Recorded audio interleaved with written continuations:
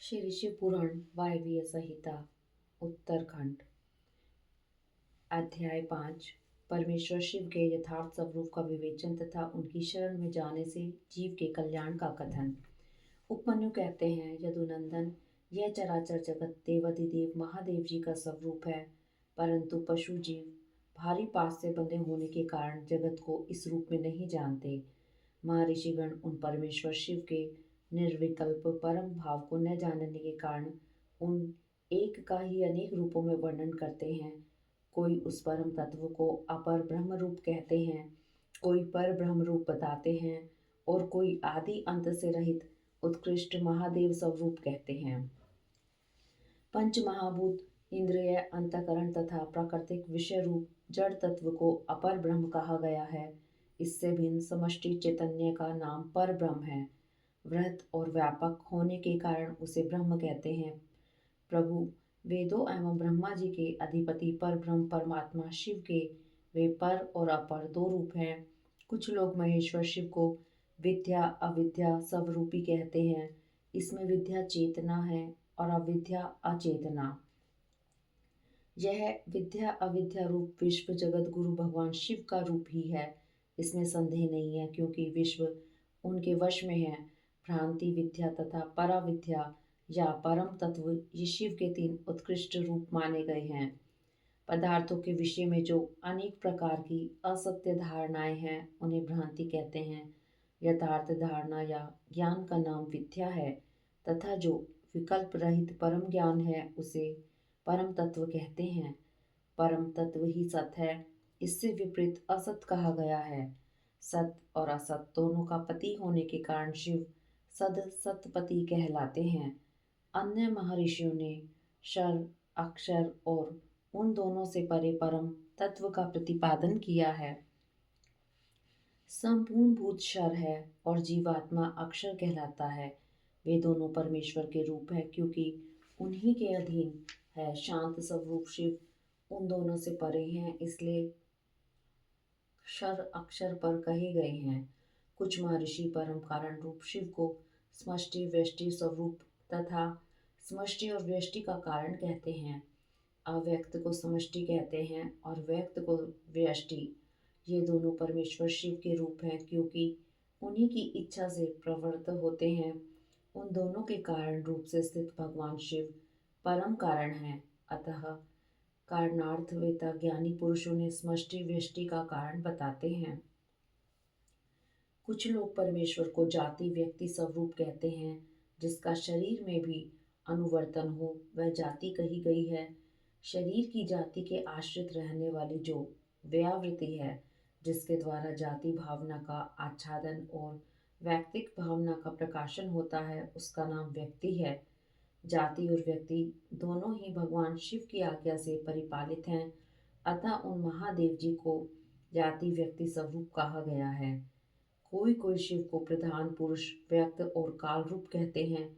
प्रकृति का ही नाम प्रधान है। जीवात्मा को ही क्षेत्रज्ञ कहते हैं। 23 तत्वों को मनीषी पुरुषों ने व्यक्त कहा है और जो कार्य प्रपंच के परिणाम का एकमात्र कारण है उसका नाम काल है। भगवान शिव इन सबके ईश्वर, पालक, धारणकर्ता, प्रवर्तक, निवर्तक तथा आविर्भाव और तिरोभाव के एकमात्र हेतु हैं।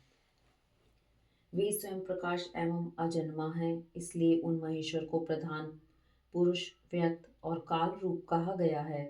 कारण, नेता, अधिपति और धाता बताया गया है। कुछ लोग महेश्वर को विराट और हिरण्यगर्भ रूप बताते हैं। जो संपूर्ण लोगों की सृष्टि के हेतु है उनका नाम हिरण्यगर्भ है और विश्व रूप को विराट कहते हैं। ज्ञानी पुरुष भगवान शिव को अंतर्यामी और परम पुरुष कहते हैं। दूसरे लोग उन्हें प्राज्ञ, तेजस और विश्व रूप बताते हैं।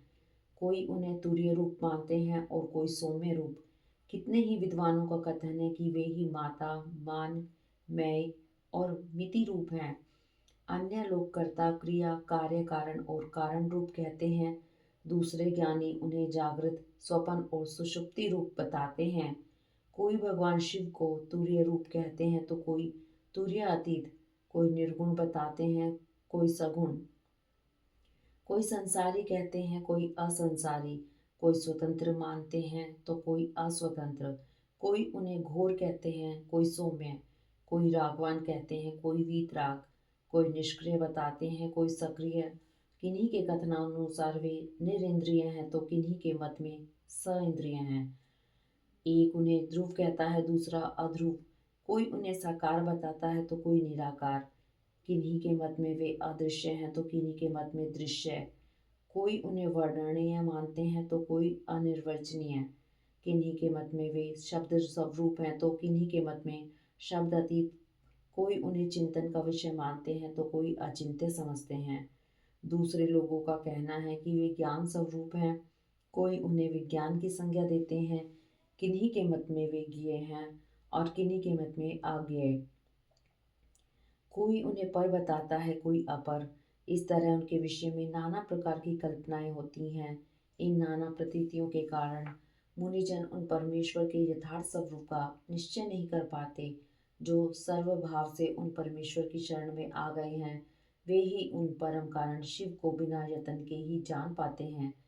जब तक पशु, जिनका दूसरा कोई ईश्वर नहीं है, उन सर्वेश्वर, सर्वज्ञ पुराण पुरुष तथा तीनों लोकों के शासक शिव को नहीं देखता, तब तक वह पाशों से बद्ध हो इस दुखमय संसार चक्र में गाड़ी के पहिए की नीमी के समान घूमता रहता है।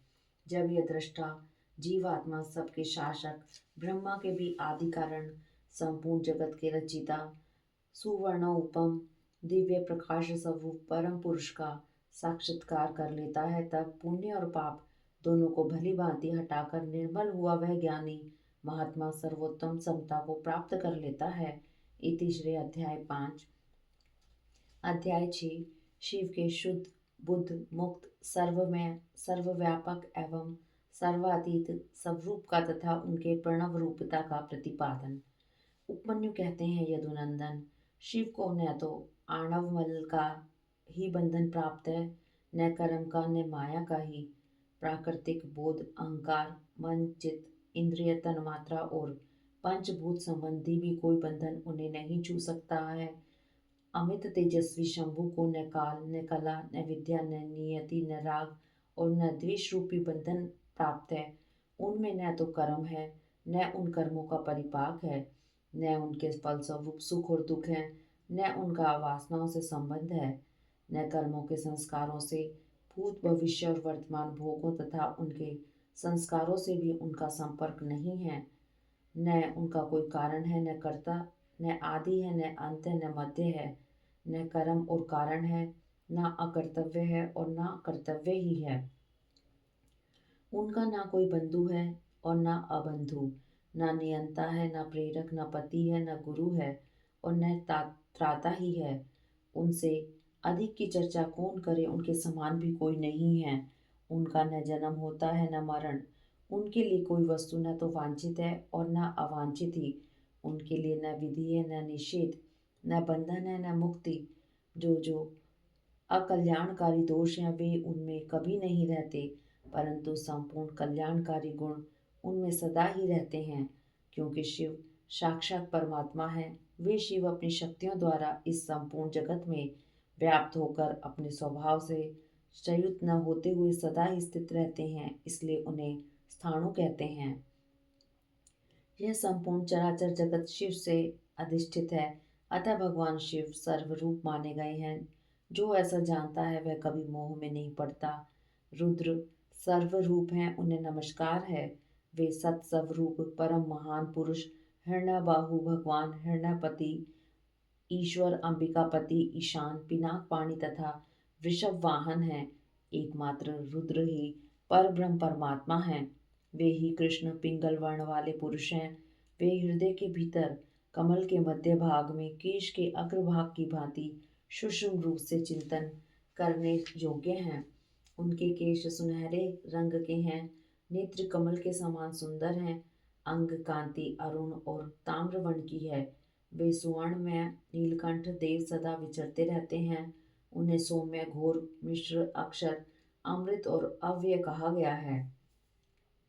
वे पुरुष विशेष परमेश्वर भगवान शिव काल के भी काल हैं, चेतन और अचेतन से परे हैं, इस प्रपंच से भी परात्पर हैं। शिव में ऐसे ज्ञान और ऐश्वर्य देखे गए हैं जिनसे बढ़कर ज्ञान और ऐश्वर्य अन्यत्र नहीं है।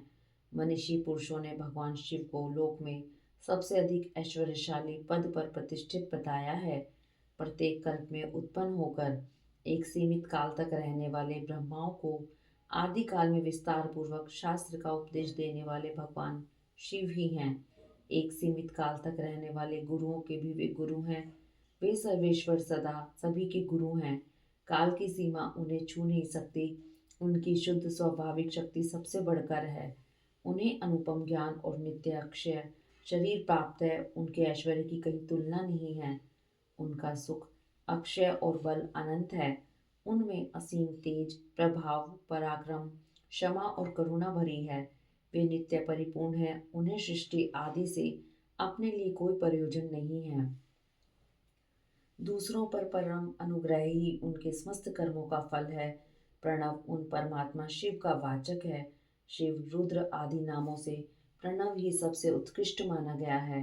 प्रणव वाच्य शंभु के चिंतन और जप से जो सिद्धि प्राप्त होती है वही परासिद्धि है।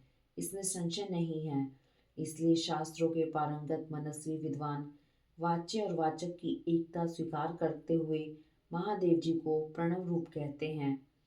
मांडुक्य उपनिषद में प्रणव की 4 मात्राएं बताई गई हैं: अकार, उकार, मकार और नाद।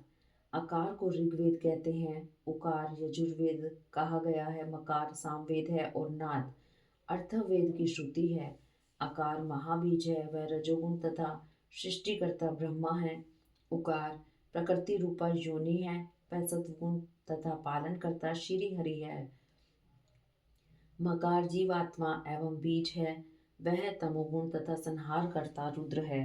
नाद परम पुरुष परमेश्वर है, वह निर्गुण एवं निष्क्रिय शिव है। इस प्रकार प्रणव अपनी 3 मात्राओं के द्वारा ही 3 रूपों में इस जगत का प्रतिपादन करके अपनी अर्धमात्रा नाद के द्वारा शिव स्वरूप का बोध कराता है, जिनसे श्रेष्ठ दूसरा कुछ भी नहीं है, जिनसे बढ़कर कोई न तो अधिक सूक्ष्म है और न महान ही है, तथा जो अकेले ही वृक्ष की भांति निश्चल भाव से प्रकाश में आकाश में स्थित है, उन परम पुरुष परमेश्वर शिव से यह संपूर्ण जगत परिपूर्ण है। इति श्री अध्याय 6। अध्याय 7। परमेश्वर की शक्ति का ऋषियों द्वारा साक्षात्कार, शिव के प्रसाद से प्राणियों की मुक्ति, शिव की सेवा भक्ति तथा 5 प्रकार के शिव धर्म का वर्णन। उपमन्यु कहते हैं, परमेश्वर शिव की स्वाभाविक शक्ति विद्या है जो सबसे विलक्षण है। वह एक होकर भी अनेक रूप से भासित होती है। जैसे सूर्य की प्रभा एक होकर भी अनेक रूप में प्रकाशित होती है, उस विद्या शक्ति से इच्छा, ज्ञान, क्रिया और माया आदि अनेक शक्तियाँ उत्पन्न हुई हैं।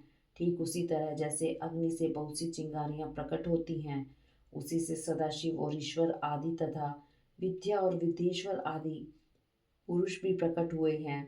परात्पर प्रकृति भी उसी से उत्पन्न हुई है।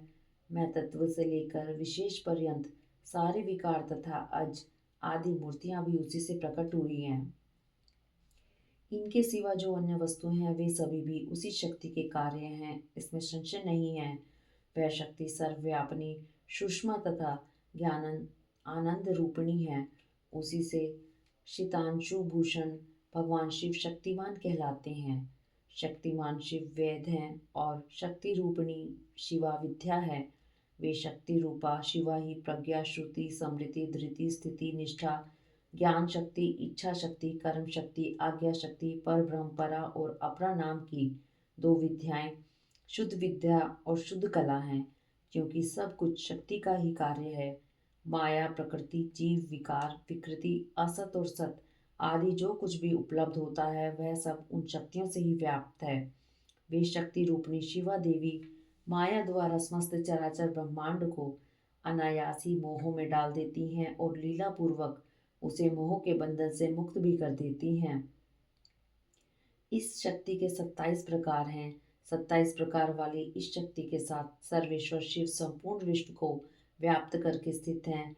इन्हीं के चरणों में मुक्ति विराजती है।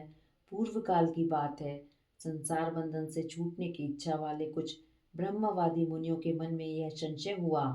वे परस्पर मिलकर यथार्थ रूप से विचार करने लगे, इस जगत का कारण क्या है, हम किससे उत्पन्न हुए हैं और किससे जीव धारण करते हैं, हमारी प्रतिष्ठा कहाँ है, हमारा अधिष्ठाता कौन है, हम किसके सहयोग से सदा सुख में और दुख में रहते हैं, किसने इस विश्व की अलंघनीय व्यवस्था की है। यदि कहें काल स्वभाव नियति और यदि इच्छा इसमें कारण हो तो यह कथन युक्ति संगत नहीं जान पड़ता। पांचों महाभूत तथा जीवात्मा भी कारण नहीं है, इन सब का संयोग अथवा अन्य कोई भी कारण नहीं है, क्योंकि ये काल आदि अचेतन है। जीवात्मा के चेतन होने पर भी वह सुख दुख से अभिभूत तथा असमर्थ होने से इस जगत का कारण नहीं हो सकता।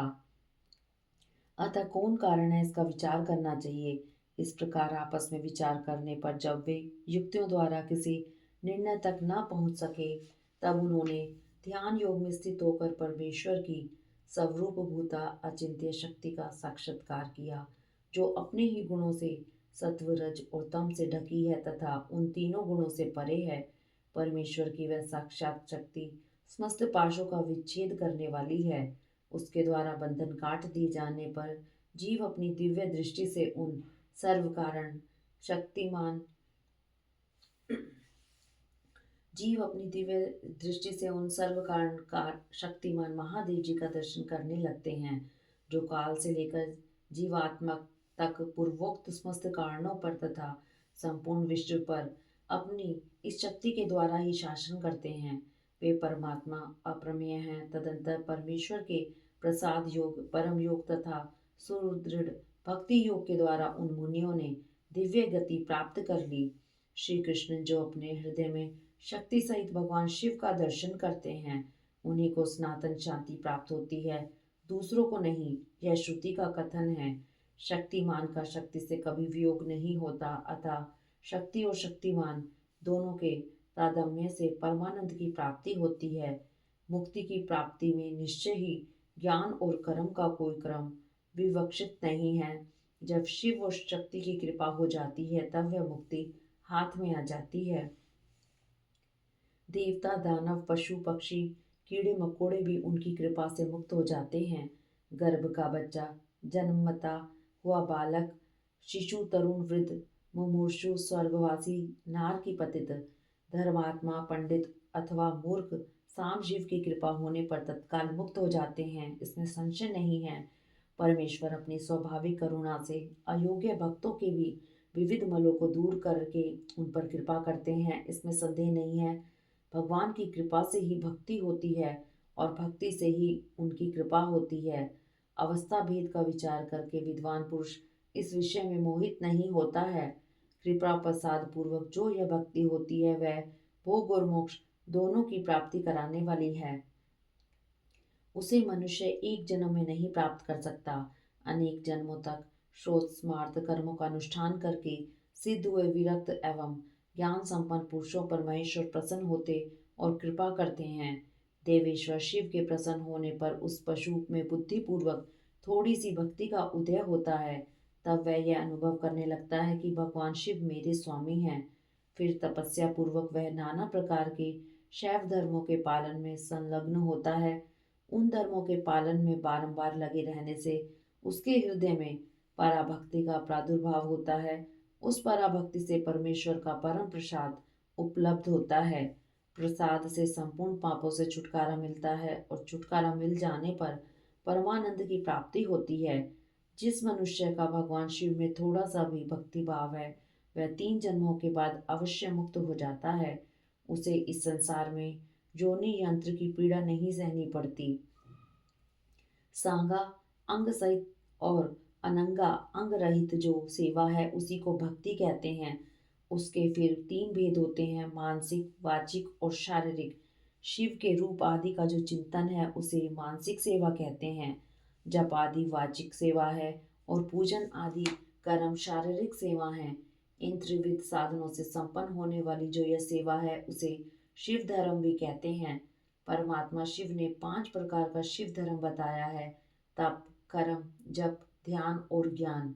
लिंग पूजन आदि को कर्म कहते हैं। चंद्रायण आदि व्रत का नाम तप है। वाचिक, उपांशु और मानस 3 प्रकार का जो शिव मंत्र का अभ्यास है, उसी को जप कहते हैं।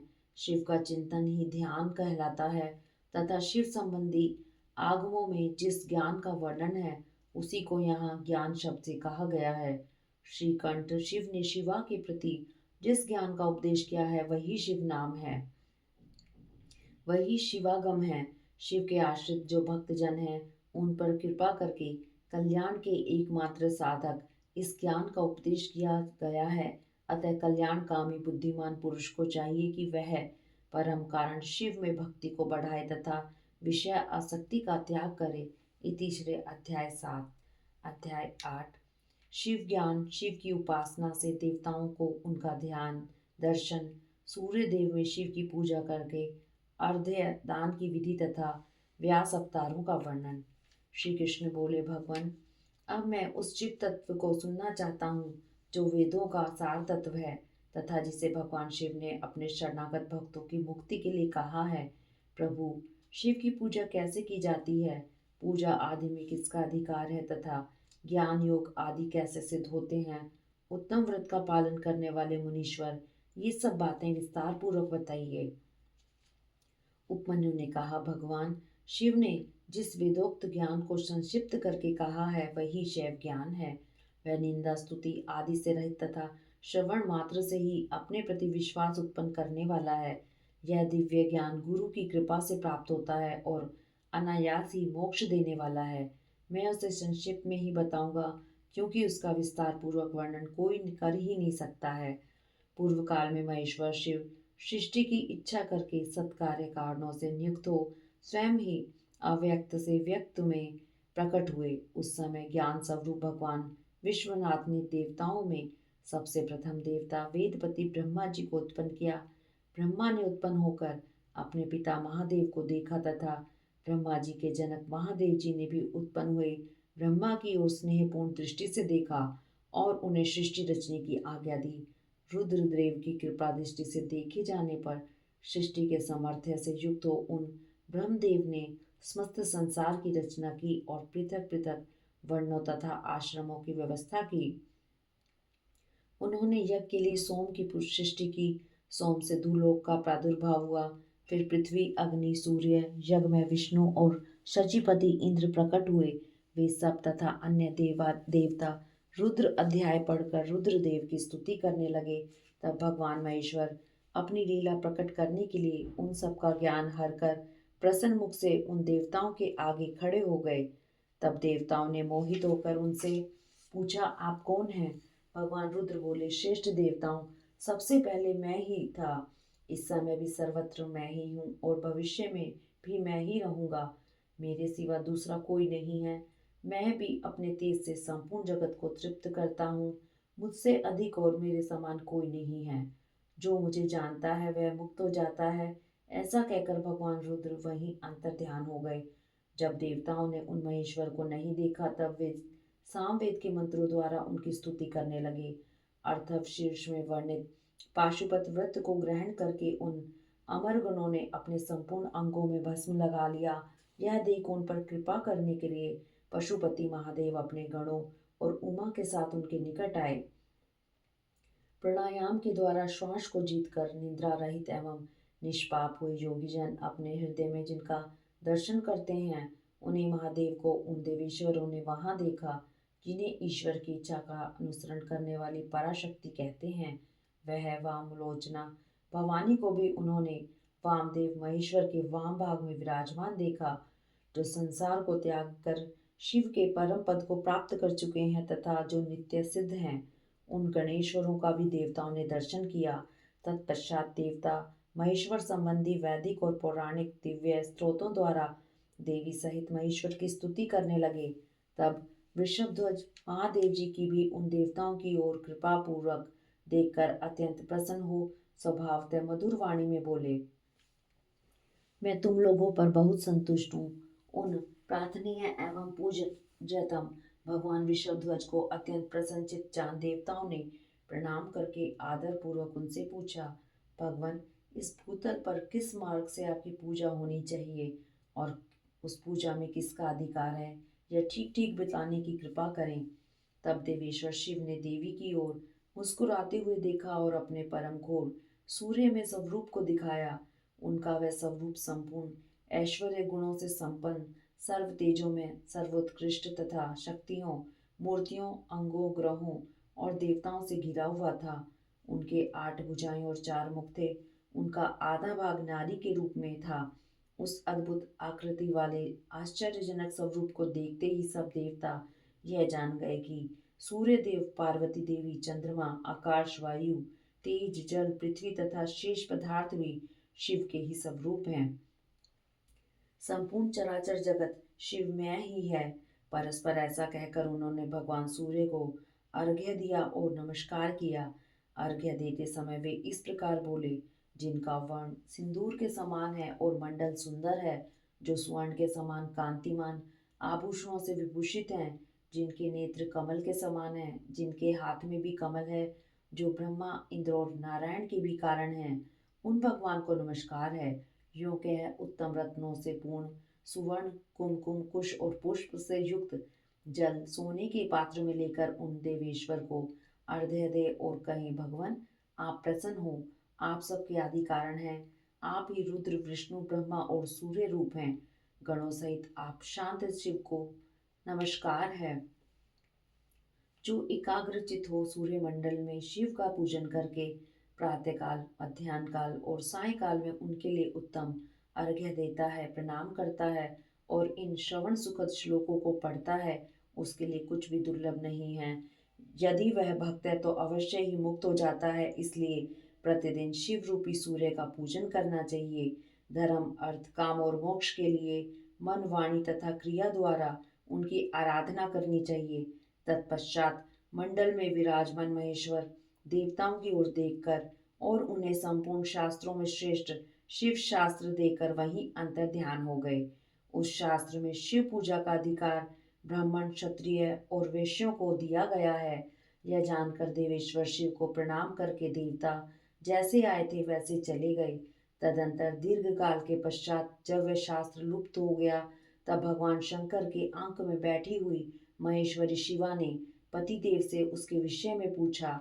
तब देवी से प्रेरित और चंद्रभूषण महादेव ने वेदों का सार निकालकर संपूर्ण आगमों में श्रेष्ठ शास्त्र का उपदेश किया। फिर उन महेश्वर की आज्ञा से मैंने, गुरुदेव अगस्त्य ने और महर्षि दधीचि ने भी लोक में उस शास्त्र का प्रचार किया। शूलपाणी महादेव स्वयं भी युग युग में भूतल पर अवतार ले अपने आश्रित जनों की मुक्ति के लिए ज्ञान का प्रसार करते हैं। ऋभु, सत्य, भार्गव, अंगिरा, सविता, मृत्यु, इंद्र, मुनिवर, वशिष्ठ, सारस्वत, त्रिधामा, मुनिश्रेष्ठ, त्रिव्रत, शततेजा, साक्षात धर्म स्वरूप नारायण, सवरक्ष, बुद्धिमान आरुणि, कृतंजय, भरद्वाज, श्रेष्ठ विद्वान गौतम, वाचश्रवा मुनि, पवित्र सुषम अयणी, तृणबिंदु मुनि, कृष्ण, शक्ति, शाक्तेय, उत्तर, जातुकर्ण्य और साक्षात नारायण स्वरूप कृष्ण द्वैपायन मुनि, ये सब व्यास अवतार हैं। अब क्रमशः कल्प योगेश्वरों का वर्णन सुनो। लिंग पुराण में द्वापर के अंत में होने वाले उत्तम व्रतधारी व्यास अवतार तथा योगाचार्य अवतारों का वर्णन है। भगवान शिव के शिष्यों में भी जो प्रसिद्ध है उनका वर्णन है। उन अवतारों में भगवान के मुख्य रूप से 4 महातेजस्वी शिष्य होते हैं। पूर्व उनके सैकड़ों हजारों शिष्य प्रशिष्य हो जाते हैं। लोक में उनके उपदेश के अनुसार भगवान की शिव की आज्ञा पालन करने आदि के द्वारा भक्ति से अत्यंत भावित हो भाग्यवान पुरुष मुक्त हो जाते हैं। इति श्री अध्याय 8। अध्याय 9 शिव के अवतार, योगाचार्यों तथा उनके शिष्यों की नामावली। श्री कृष्ण बोले, भगवान समस्त युगावर्तों में योगाचार्य के व्यास से भगवान शंकर जी के जो अवतार होते हैं, उन अवतारों के जो शिष्य होते हैं, उन सब का वर्णन कीजिए। उपमन्यु ने कहा, श्वेत, सुतार, मदन, सुहोत्र, कंकलो, गाक्षी, महामायावी, जगिशव्य, दधिवाहा, ऋषभ मुनि, उग्र, अत्रि, सुपालक, गौतम, वेदशिरा मुनि, गोकर्ण, गुहावासी, शिखंडी, जटामाली, अट्ठास, दारुक, लांगुली, महाकाल, शूली, दंडी, मुंडीश, सहिष्णु, सोम शर्मा और नकुलीश्वर, ये वराह कल्प के इस 7वें मनवंतर में युग क्रम से 28 योगाचार्य प्रकट हुए हैं। इनमें से प्रत्येक के शांत चित्त वाले 4 शिष्य हुए हैं जो श्वेत से लेकर ऋष्य पर्यंत बताए गए हैं। मैं उनका क्रमशः वर्णन करता हूँ, सुनो।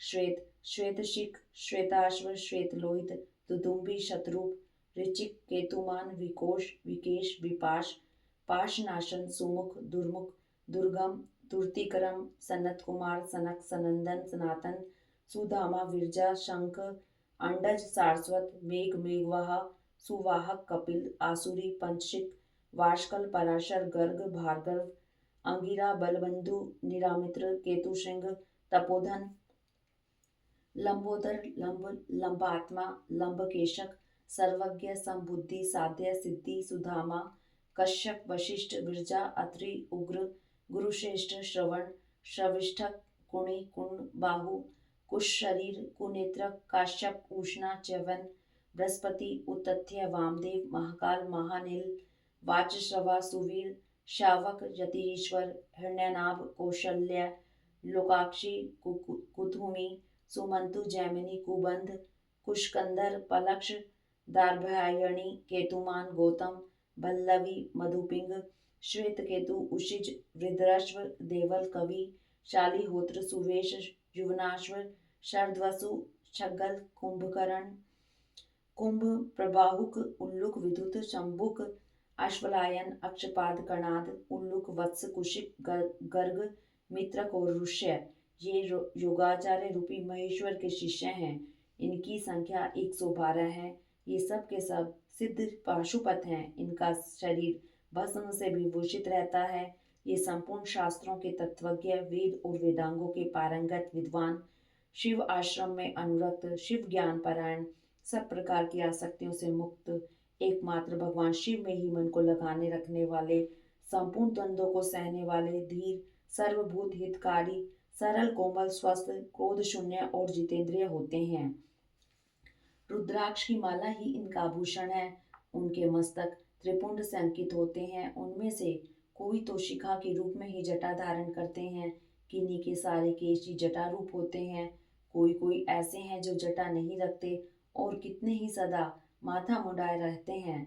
वे प्राय फल मूल का आहार करते हैं, प्राणायाम साधन में तत्पर होते हैं। मैं शिव का हूँ इस अभिमान से युक्त होते हैं, सदा शिव के ही चिंतन में लगे रहते हैं। उन्होंने संसार रूपी विष वृक्ष के अंकुर को मत डाला है। वे सदा परम धाम में जाने के लिए ही कटिबद्ध होते हैं। जो योगाचार्यों सहित इन शिष्यों को जान मानकर सदा शिव की आराधना करता है, वह शिव का सायुज्य प्राप्त कर लेता है। इसमें कोई अन्यथा विचार नहीं करना चाहिए। इति श्री अध्याय 9। हरिओम तत्सत।